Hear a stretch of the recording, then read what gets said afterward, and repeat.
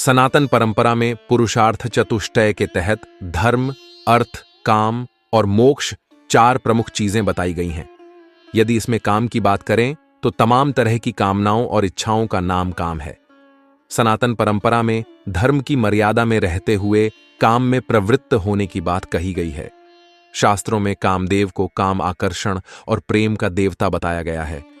कई पौराणिक कथाओं के अनुसार कामदेव भगवान विष्णु और माता लक्ष्मी के पुत्र हैं। मान्यता है कि कामदेव का विवाह देवी रति के साथ हुआ था, जो प्रेम और आकर्षण की देवी मानी जाती है। हालांकि कुछ कथाओं में कामदेव को ब्रह्मा जी का पुत्र भी बताया गया है और उनका संबंध भगवान शिव से भी जोड़ा गया है। धार्मिक ग्रंथों में कामदेव का चित्रण एक सुंदर नवयुवक के रूप में किया गया है, जिनके सुनहरे पंख हैं और हाथ में धनुष बाण है। उनकी सवारी तोता है और वे लाल ध्वज वाले मछली चिह्नित रथ पर सवार होकर विचरण करते हैं। कुछ शास्त्रों में तो कामदेव को हाथी पर सवार भी दिखाया गया है। कथा है कि भगवान शिव ने अपनी तीसरी आंख से कामदेव को भस्म कर दिया था, परंतु अगले जन्म में कामदेव और रति का पुनर्मिलन हुआ। आइए कामदेव और रति की प्रेम कथा जानने से पहले हमारे चैनल को सब्सक्राइब करें और कमेंट में जय श्री महाकाल जरूर लिखें। पौराणिक कथाओं के अनुसार कहा जाता है कि एक बार ब्रह्मा जी सृष्टि का विस्तार करने की इच्छा से ध्यान मग्न थे। उसी समय उनके तेजस्वी अंशों से एक सुंदर युवक की रचना हुई, जिसे हम कामदेव के नाम से जानते हैं। जब कामदेव का जन्म हुआ तो वे ब्रह्मा जी से बोले, हे पिता, आपने मुझे जन्म दिया है, अब मेरे लिए आपकी क्या आज्ञा है। इस पर ब्रह्मा जी ने कामदेव से कहा कि मैंने इस सृष्टि का विस्तार करने के लिए पहले प्रजापतियों की रचना की थी, परंतु वे असफल रहे। अतः अब मैं यह जिम्मेदारी तुम्हें सौंपता हूं, सृष्टि विस्तार में मेरी सहायता करो। लेकिन कामदेव ने ब्रह्मा जी की बात पूरी न सुनते हुए वहां से चले जाने का निर्णय ले लिया। यह देखकर ब्रह्मा जी बहुत क्रोधित हुए और उन्होंने कामदेव पर श्राप डाल दिया कि तुमने मेरी अवहेलना की है, इसलिए तुम्हारा शीघ्र ही संहार हो जाएगा। जब कामदेव को ब्रह्मा जी के श्राप के बारे में पता चला तो वे बहुत भयभीत हो गए और ब्रह्मा जी के सामने जाकर क्षमा याचना करने लगे। काफी देर तक कामदेव के लगातार विनती करने पर ब्रह्मा जी प्रसन्न हुए और उन्होंने कामदेव को रहने के लिए 12 स्थान दिए।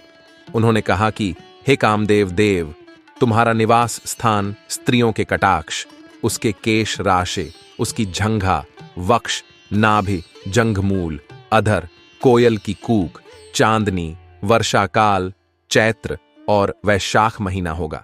इसके बाद ब्रह्मा जी ने कामदेव को पुष्प का धनुष और मारण, स्तंभन, जृंभन, शोषण तथा उन्मादन नाम के 5 बाण दिए। वह धनुष मिठास से भरे गन्ने का बना हुआ था, जिसमें मधुमक्खियों के शहद की रस्सी लगी थी।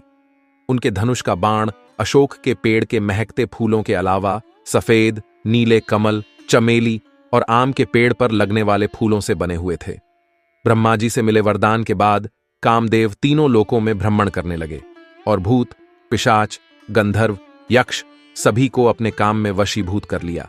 इसी क्रम में वे भगवान शिव जी के पास कैलाश पहुंचे। भगवान शिव तब तपस्या में लीन थे। तभी कामदेव छोटे से जंतु का सूक्ष्म रूप धरकर कान के छिद्र से भगवान शिव के शरीर में प्रवेश कर गए। इससे शिव जी का मन चंचल हो उठा। उसके बाद भगवान शिव ने ध्यान योग से देखा कि उनके शरीर में कामदेव प्रवेश कर गया है। जब यह बात कामदेव को पता चला तो वह उसी क्षण भगवान शिव के शरीर से बाहर आ गए और आम के एक वृक्ष के नीचे जाकर खड़े हो गए। फिर उन्होंने शिव जी पर अपन मोहन नामक बाण छोड़ा, जो शिव जी के हृदय पर जाकर लगा। इससे शिव जी क्रोधित हो उठे और उन्होंने कामदेव को अपने तीसरे नेत्र की ज्वाला से भस्म कर दिया। जब यह बात कामदेव की पत्नी रति को पता चली तो वह विलाप करती वहां आ पहुंची। तभी आकाशवाणी हुई, जिसमें रति को विलाप न करने और भगवान शिव की आराधना करने को कहा गया। आकाशवाणी सुनकर रति ने श्रद्धापूर्वक भगवान शंकर की प्रार्थना की। रति की प्रार्थना से प्रसन्न हो शिवजी ने कहा कि कामदेव ने मेरे मन को विचलित किया था, इसलिए मैंने इन्हें भस्म कर दिया। अब अगर ये अनंग रूप में महाकाल वन में जाकर शिवलिंग की आराधना करेंगे तो इनका उद्धार होगा। उसके पश्चात कामदेव भगवान शंकर के आदेशानुसार महाकाल वन चले गए और उन्होंने पूर्ण भक्तिभाव से शिवलिंग स्थापना की और फिर घोर तपस्या करने लगे।